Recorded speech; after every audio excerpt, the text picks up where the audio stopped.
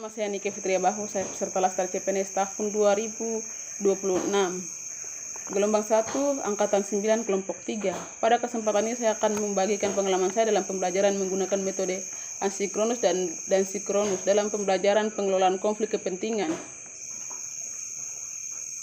Konflik kepentingan menggunakan metode sinkronus yang mana melibatkan komunikasi langsung secara real time untuk menangani benturan kepentingan profesional dan pribadi agar tidak merugikan organisasi.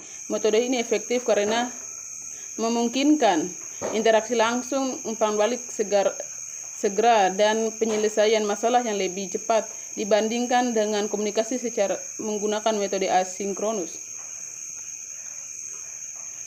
Berikut beberapa interaksi langsung yang digunakan untuk mengelola konflik kepentingan, yang mana pertemuan tatap muka secara langsung, tatap muka atau rapat, dan yang kedua rapat virtual atau Zoom, yang mana digunakan ketika pihak-pihak terkait tidak berada di tempat,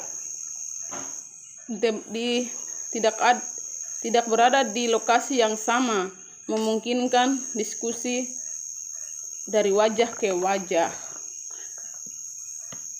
Dan mediasi langsung melibatkan pihak ketiga secara langsung, sinkronus, untuk menangani nasionalis dan mencari titik temu antara kepentingan pribadi dan profesional.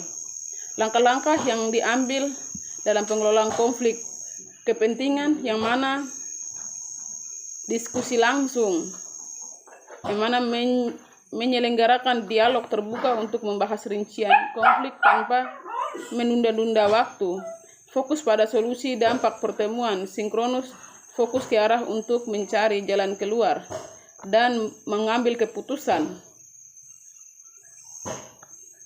Dan keunggulan metode sinkronus, umpan balik instan, menghindari salah paham yang sering terjadi pada komunikasi tertulis atau sinkron,